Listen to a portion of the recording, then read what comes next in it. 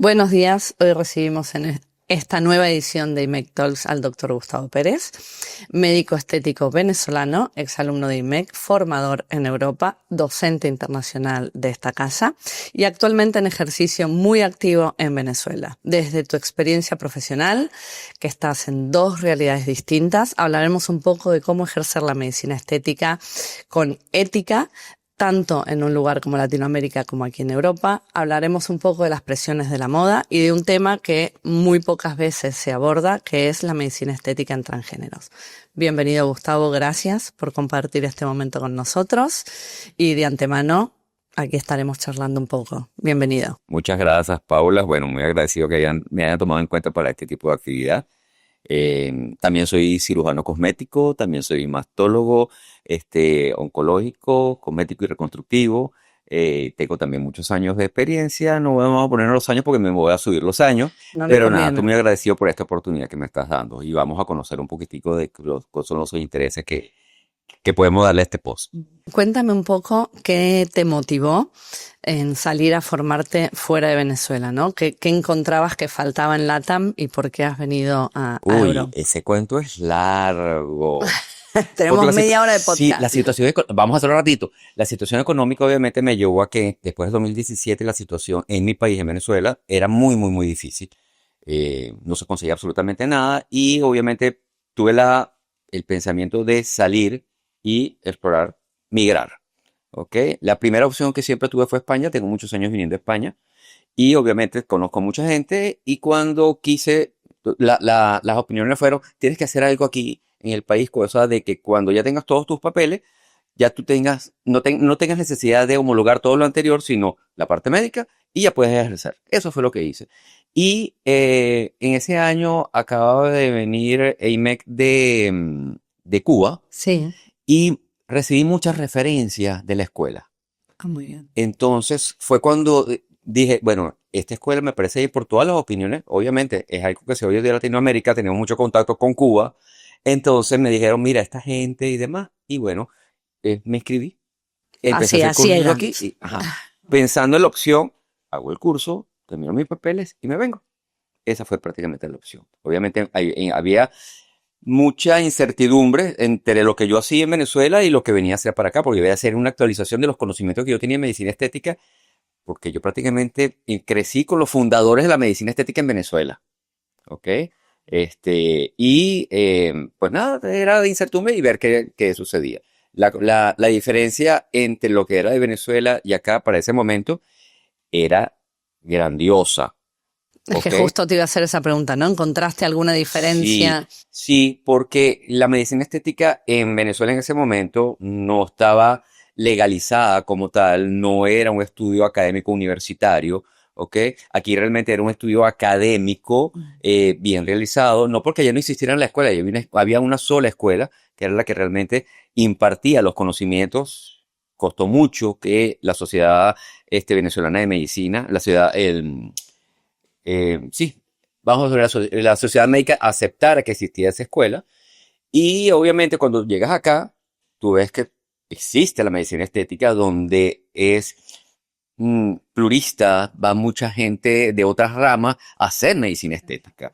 Conocí odontólogos, conocí neurocirujanos, conocí oftalmólogos, maxilofaciales, haciendo medicina estética. Y de todas partes del mundo, ¿ok? Entonces, vi el contraste de lo que yo venía, que nada más éramos nosotros, así que éramos mal vistos desde otras ramas de la medicina, aquí donde todas las ramas de medicina se respetaban, ¿ok? Y trabajaban en conjunto, y trataban de salir adelante y enriquecerse del conocimiento de entre unos y otros. Pues nada, terminé mi curso con AMEC y busqué la opción de quedarme. Por mi edad era muy difícil ya, yo tengo una trayectoria, algo muy, muy, muy difícil.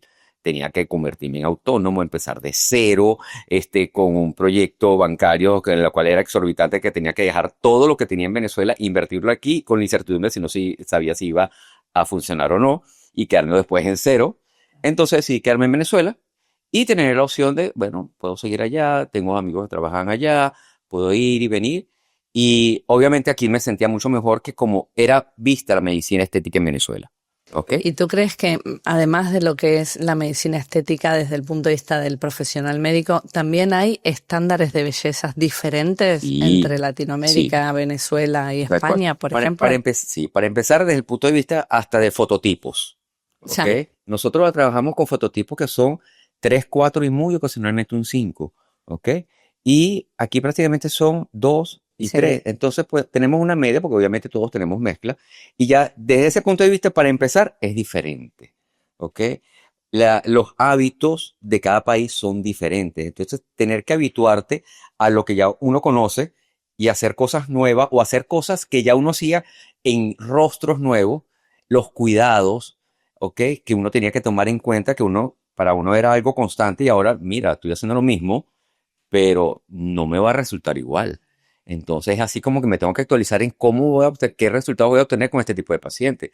Entonces, desde el punto de vista personal, era como empezar de nuevo. Exacto. ¿Entiendes? Es empezar de nuevo. Y cuando, o sea, el fototipo es una gran diferencia, pero además del fototipo también hay, por ejemplo, modas diferentes. Se usan cosas, no sé, Eso labios más también, eso grandes, también. más exuberantes Sí. las mujeres, por ejemplo. O, Obviamente, en el momento que lo hice acá, aquí como que el boom de la apariencia personal estaba mucho en crecimiento, entonces llegó un punto que todas se querían hacer de todo, ¿ok? Algunos rostros sí permitían hacerlo, otros no. En Venezuela siempre ha existido el culto a la belleza, ¿ok? Y aquí no, aquí estaba empezando. Entonces, el manejo de qué era permisivo hacer y qué no era muy difícil, porque igualmente, en mi caso, no sabía cómo podía trabajar un rostro y no sabía en un rostro para convertirlo en algo que la persona subliminalmente pensaba, esto me va a servir o no.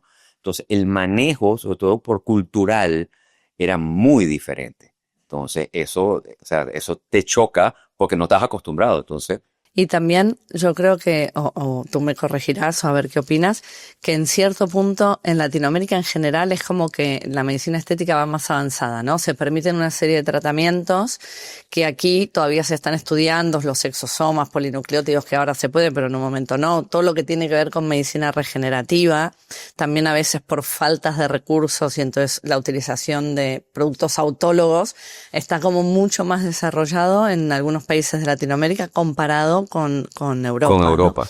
Bueno, eso ya es un tema gigante, porque tenemos que hablar de economía, de ver qué es lo que es factible realizar a cada paciente dependiente de tu punto de vista adquisitivo, a compararlo con lo que las personas se pueden hacer aquí también desde el punto de vista adquisitivo. Mm. Sí, realmente es permisivo, fue muy permisivo, toda la parte de uso de materiales en Latinoamérica, ¿ok? Pero eso también generó mucho desastre. Es que ahí va también la Generó pregunta, ¿no? O mucho sea, desastre hoy en día también hay cosas que se pueden sí que se utilizar puede ahí utilizar y y no no. aquí. Entonces hay mucho seguimiento de los productos que llegan. Antes no, antes básicamente podían entrar hasta de contrabando y los laboratorios te lo vendían bajo cuerda. Y mira, tengo esto acá, pero tú sabes que no ha llegado todo el mundo te decía, no ha llegado la permisología o la permisología está en trámite. Entonces, pero ya sabes que ese cuidado, ¿sabes? De la viveza. Aquí en Europa no, aquí utilizas lo que se debe utilizar, ¿ok? Lo que legalmente está permitido y no te puedes ir a ninguna otra parte, ¿ok? ¿Tú crees que en 10 años nos encontraremos que algunos de los productos que se usan ahora, así un poco, que no hay mucho fundamento científico detrás, nos encontraremos desastres como los que nos encontramos con los Con los rellenos biopolímeros, permanentes, por pues mira, ejemplo? puede ser, es que la medicina cambia constantemente. Los estudios científicos te cambian la visión de tus tratamientos, a veces en meses, a veces en años, ¿ok? La medicina no es un elemento estático, es un elemento que se va enriqueciendo de nuevos conocimientos y obviamente lo que hoy es bueno, ¿ok? Y lo podemos ver desde el punto de vista hasta nutricional, Sí. ¿ok? Antes nos decían, mira, son tanta cantidad de huevos que debes comer al día o el aguacate. Yo me acuerdo que a mis pacientes que estaban haciendo algún tipo de tratamiento nutricional en los años 90, ¿ok? A finales de los años 90 decían, el aguacate estaba prohibido a los pacientes. Ahora no, ahora Ahora tienes es, que comer aguacate. sí, sí, sí. Entonces, detalles como eso es lo que también ocurre con todo lo que son los procedimientos de medicina estética. Cuando salieron los biopolímeros, salieron con el término de bioplastia y se trabajaba con polimetilmetacrilato, que supuestamente estaba estudiado, reconocido, no iba a producir absolutamente nada, no producía ni siquiera migración, y años después se descubre que sí produce migración y se comporta igualmente como el biopolímero y que generalmente podía ser problemas granulatosos. Exacto. Entonces, obviamente, o sea, las cosas cambian. Bueno, esperemos que la formación avance para que la gente se vaya formando y no se arriesgue tanto, ¿no? Sí, o sea, no, por ahí es más osado el yo, médico. yo creo que lo más importante es poder descubrir, ¿ok? O tener las soluciones científicas a las complicaciones que se han tenido de los procedimientos anteriores. Exacto, Yo sí, creo sí. que eso es lo Vamos a mejor. tener que avanzar ahí, ¿no? Un poquito Exactamente. en dominar cómo gestionar las complicaciones Las generadas. complicaciones. Sí. Me gustaría que nos metamos en un tema que por ahí es un tema más tabú o más incómodo dentro de la medicina estética, o que no se habla o no se trata con naturalidad, como puede ser el tratamiento de pacientes transgéneros, ¿no? O sea, hay muchos médicos que no se animan tal vez por desconocimiento de la anatomía o por falta de empatía con el paciente. ¿Tú crees que falta un poco de enseñar cómo graduar o cómo establecer los estándares de belleza en un colectivo como puede ser el transgénero? Ok, bueno, vamos a ponerlo desde este punto de vista. Desde el punto de vista quirúrgico, hice muchas transformaciones transgénicas porque obviamente me venían pacientes querían colocarse sus prótesis. Empecé a tratar pacientes de ese estilo desde el punto de vista quirúrgico.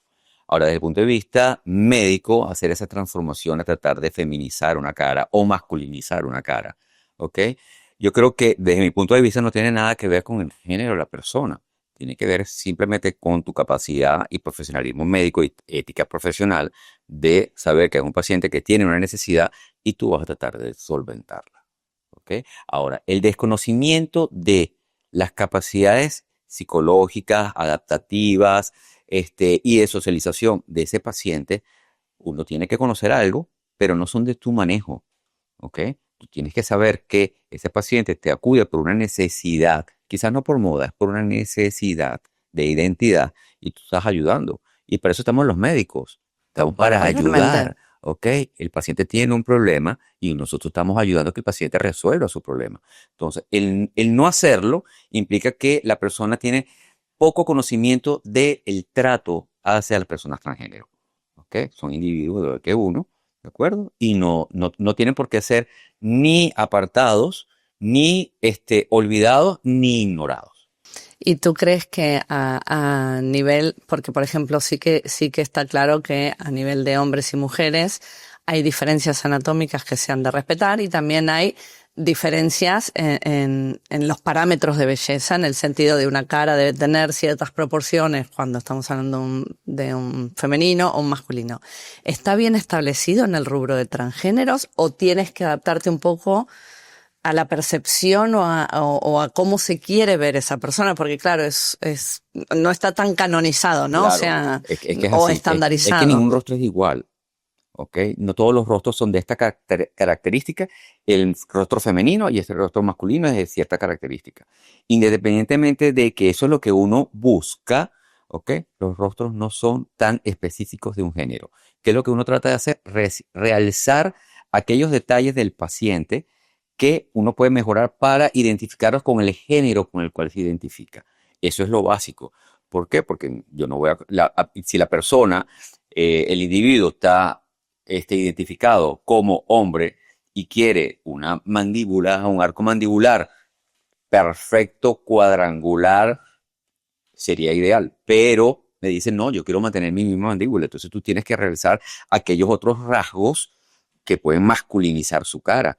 ¿Ok? Es más, tú estudias al paciente y verificas si realmente una mandíbula cuadrangular es lo necesario para ese paciente. Entonces, para eso necesitas el conocimiento. Y el conocimiento no te lo da el hecho de que sea persona extranjera o no. Es el conocimiento anatómico y el de los procedimientos que tú vas a aplicar para poder saber, mira, esto te puede quedar bien o esto te puede quedar mal. Es individualizar los tratamientos como hace uno con cualquier otro tipo de paciente. En ese particular, ahí yo particularmente no creo que haya una diferencia entre si es transgénero o es una persona que no es transgénero. Vale. Pero sí que hay como por ahí cierto miedo en el colectivo de médicos a veces a hacer tratamientos a personas que son transgénero. ¿Crees que es por falta de formación o por falta de empatía? Creo que es por falta de empatía. Porque si uno igualmente tiene que hacerle un estudio a un paciente, sea, de donde venga y haga lo que haga, tú tienes que estudiarlo y tienes que verificar que la persona está sana, que no tipo ningún tipo de enfermedad para el procedimiento, su connotación social y connotación de identidad o el área psicológica. Entonces, ¿qué te impide hacerle tratamiento? Sí, ¿Ok? igual No me parece que sea lo más ético. es un poco de prejuicio por Es ahí, un poco ¿no? de Sí, prejuicio, ¿ok? o de miedo a Sí, equivocarse, porque también puede pasar, sí, no ¿no? pueden englobarlo en que todas las personas lo pueden hacer. A veces simplemente el desconocimiento de qué hago yo con este tipo de paciente, ¿ok? Independientemente que tenga el conocimiento total al respecto de los tratamientos que puede realizarle, quizás le da temor a que ya este paciente viene con un problema de identidad. No sé si yo le voy a cocinar otro. Exacto. Entonces, a veces también puede haber una parte de temor. Entonces, yo no puedo generalizar que es simplemente prejuicio, sino que a veces también puede ser temor del mismo médico en saber cómo va a resultar van a tener los resultados y cómo se va a adaptar ese paciente a esos resultados. Y Por eso es necesario siempre que este tipo de cosas hay que hacerle a un equipo multidisciplinar. eso te iba a preguntar. Ok, siempre. Yo tengo mi psicólogo, tengo mis terapeutas, o sea, tengo un equipo con el cual trabajo. Ok, aquí por lo menos veo que también es igual. O sea, yo creo que eso no cambia en ninguna parte del mundo. Lo que tienes que saber es que tienes el acceso a tenerlo y si no tienes el acceso a obtener ese equipo multidisciplinario, busca la referencia. Sí. Mira, tengo un paciente, a los mismos entre colegas, mira, tengo este paciente así, así, asado. ¿Quién te lo maneja? ¿Quién le dice esto? Él está haciendo el tratamiento hormonal. Ajá, quiero saber más o menos las complicaciones que puede tener o cuáles son los beneficios del tratamiento con respecto a lo que yo estoy haciendo. Entonces, es cuestión de trabajar y a veces entre las mismas ramas médicas o los mismos equipos, este, causa mucho como que temor o no sé si es vergüenza decir, mira, yo no sé sobre este tema, tú me puedes dar información. Entonces, se van a veces hasta lo más fácil, me voy a internet o me voy a un paper para ver si ya no leyendo el paper, pero si tienes un colega que es médico, mira, este amigo, tengo este paciente, tú me puedes dar una mano con él para ver si lo que le voy a hacer le va a resultar bien o no. ¿Ok? Exacto. ¿Es ¿Y así? crees que es un paciente que necesita un acompañamiento diferente porque en realidad está en una transformación, ¿no? O sea, que es una transformación no solamente estética, sino emocional fuerte y es mejor este tipo de pacientes hacerle un acompañamiento durante el proceso en el que se está generando. De hecho, está Sí. indicado. Ya cuando se hacen desde el punto de vista quirúrgico, está indicado. ¿Ok? Y el trabajo multidisciplinario está indicado. No existe ninguna diferencia con el que sea desde el punto de vista médico-estético. Tiene que estar por lo menos un familiar, un amigo, un conocido.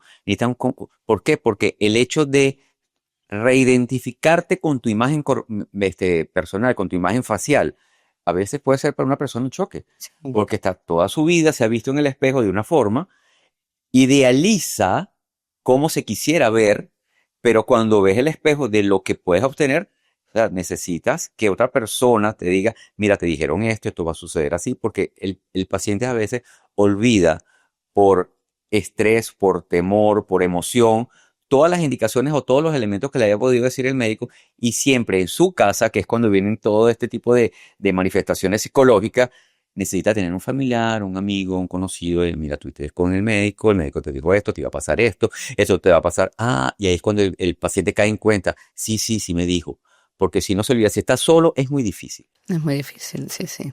Pero bueno, esto se puede aplicar a todos los pacientes, ¿eh? Porque cuando un paciente que tiene un trauma, algo, lo que fuera, pues cuando eso cambia, necesita un apoyo psicológico. ¿Crees que sería interesante tener una formación específica para transgéneros? Es decir, así como tenemos una formación específica en medicina estética facial, de armonización orofacial, del tercio superior, ¿sería interesante generar una formación específica para pacientes transgéneros por ahí con un abordaje más 360, que no sea solo desde la medicina estética, sino también desde el acompañamiento del médico estético en su consulta, fuera, Sí, veo, etcétera? mira, sería algo muy específico, ¿ok? O sea, en general, los médicos estéticos que saben hacer sus armonizaciones, están preparados para ello. Eso es un solo punto. Entonces, tratar de enfocar a un grupo de estos médicos estéticos que trabajen única y exclusivamente en ello, no sabría desde el punto de vista, te lo voy a poner así personal, económico si es rentable. No, no me refiero a que Ok. solo se dediquen a transgénero, sino ayudar a romper ese tabú y ese miedo que puede Sí, generar si haces una perfectamente. formación Claro, ahora sí te reglada comprendo. y Sí, que la gente pueda enfrentarse al paciente con la guía de personas que están más acostumbradas a tratar con este colectivo, que igual les facilitaría claro. animarse y salir de esa zona de confort y romper ese Por tabú eso, que no, tienen. se convertirían en médicos de referencia, pero también podría ser médicos formadores, las dos cosas. ¿Por qué? Porque entonces, mire, yo tengo tanta experiencia en este tipo de pacientes, ¿ok? Y estos pacientes trabajan, hay que trabajarlos de esta forma, de esta forma y de esta forma, ¿ok? Sería, por eso sería algo nuevo, aparte, un poquitico restrictivo desde el punto de vista de rango de pacientes o de especialización de pacientes, pero mira, sí valdría la pena. En medicina también todos los campos están abiertos, Muy bien. ¿ok? Una pregunta por ahí que tiene más que ver con las redes, ¿no? O sea, ¿tú crees que hoy en día los estándares que se ven de belleza son reales, ¿no? O sea, al final hay tantos influencers, tanto, incluso transgéneros o no transgéneros, lo que fuera, que te llegan los pacientes con ideas locas de quieren cosas imposibles de alcanzar en su cara, porque Sí, es que claro, existe la fantasía de la red social. Las redes sociales pueden decir cualquier cosa y muchas veces quien habla en una red social no es especialista en lo que está diciendo. Entonces, allí es cuando viene el problema. Entonces, las modas vienen de la misma manera. Que quien ya está hablando es simplemente alguien que tiene N cantidad de millones de seguidores y no es la especialista en el área. Entonces, ese millón y tanto de personas que puede tener en su red social asumen que lo que está diciendo esta persona es real y que si se hizo algún tipo de procedimiento que a esa persona le quedó perfecto, van a querer ese procedimiento. Y precisamente no es el ideal, ni siquiera para su rostro, ni siquiera para su estilo de vida, ni siquiera para su edad. Entonces, las redes sociales crean modas. Y las modas realmente a veces no son reales, como igualmente lo son las redes sociales. Uno ve nada más el 10% de lo que realmente vive esa persona que está en esa red social manifestando en una cámara. ¿y Entonces, hay algún mito de estos así que hayas visto en redes que dijeras, quiero hacer desaparecer este mito, especialmente por ahí alguno que se ve muy frecuentemente en Latinoamérica? mira, ahorita hay, no sé por qué, hay un boom con los manejos de las toxinas botulínicas. Uno ve, por lo menos en Venezuela, llega mucho, obviamente, y todos los tipos de tratamientos de toxina botulínica se colocan en cualquier parte y te llegan los pacientes. Es que me la quiero colocar aquí. Es que a veces hasta la confunden con el tratamiento de fillers. Mucho. Y es tratar de, aparte de tu consulta, tienes que instruir al paciente. Entonces, modificar lo que el paciente asumió que era real y decirle, lo que usted acaba de ver no es real, es falso y su cara no le permite para hacerse eso. Entonces, es difícil. Entonces, romper el paradigma de que me voy a colocar toxina botulínica aquí en el YUL y eso me va a quitar el YUL, es así como que, ajá, perfecto, pero ahí, si está mal colocado, tú viste lo que esa persona se hizo en una cámara, pero tú no viste el resultado. La mayoría de las veces tú no ves el resultado. Te dicen, me hice esto, o tú ves a la persona inyectando, pero tú no ves el resultado del paciente. Es muchas veces el mismo modelo, es el mismo doctor que está haciendo el procedimiento y tú no ves el post, tú no ves el post tratamiento. Entonces, indicar al paciente, mira, ¿tú viste aquí cómo quedó? No. ¿Tú viste cómo se hizo el tratamiento? No. Tú sabes si tú requieres colocártelo allí. Entonces, esas modas las crean a veces de los mismos médicos. Sí.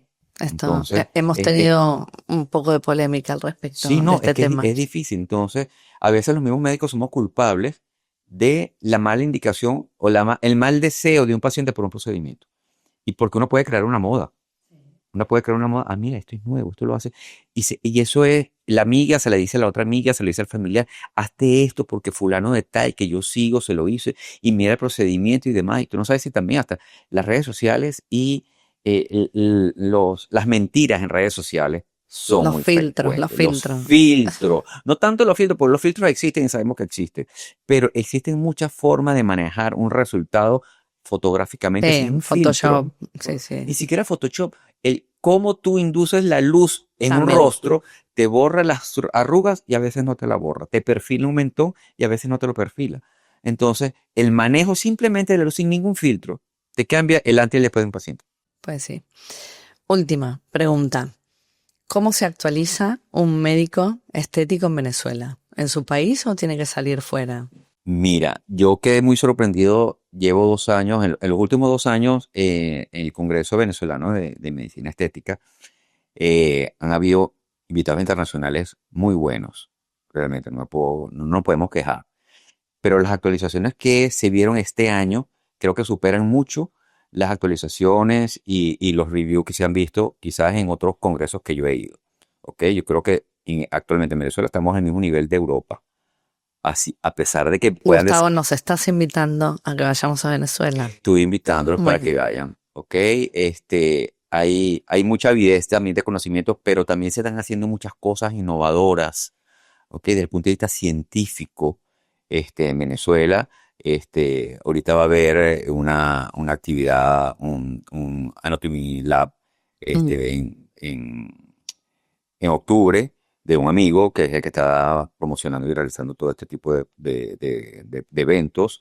En la parte láser ha habido un crecimiento exponencial de toda la actividad láser en Venezuela. eh, en los exosomas, obviamente, sí, y con toda la polémica de que si son exosomas, que si son vesículas, que son de origen humano, que de origen vegetal, todo ese tipo de cosas, y hay mucha actualización. Y se está trabajando interdisciplinariamente, que es lo último que realmente vi, que ya no estamos aislados ni mal vistos, que si el dermatólogo que no ve bien al cirujano plástico, que no ve bien al médico estético, entonces esa parte de intrusismo o no que puede existir entre las ramas, este congreso fue espectacular porque realmente hubo una integración. Eso es un punto, bueno, estratosférico en el paso a la evolución de conocimiento médico, porque ahora podemos trabajar en conjunto. ¿Ok? Llevamos 2 años introduciendo la parte de inmunología clínica a la parte de todos los procedimientos de medicina estética, ¿ok? muy Incluidos en el interesante. congreso. Entonces, y la parte de conocimiento fue realmente este año muy bueno, de una calidad realmente internacional. Los invitados internacionales quedaron realmente asombrados de el nivel en que nosotros estamos manejándonos. Entonces, es como querer volvernos a convertir en ese país de referencia, ¿ok? En Latinoamérica para la parte médico-estética y quirúrgica. Pues lo pondremos en agenda, ¿eh? Para la próxima a ver si podemos ir a Bueno, hay muchos Venezuela. planes que tenemos. Vamos a Muchos, esperar muchos planes. muchos Tenemos muchos planes, planes pero con no vamos a Gustavo. tocar ahorita. Pues nada, muchas gracias, Gustavo. Como siempre, un placer tenerte con nosotros, hablar contigo. Siempre aprendemos. Nos gusta que colabores con el equipo. Y nada, hasta la próxima para el resto. Bueno, muchísimas gracias a Aimee, gracias a Paula, ¿ok? Gracias a ustedes, siempre tienen las puertas abiertas, su corazón abierto para mí. Tengo ya muchos años viniendo y trabajando con ustedes. Son mi familia en España.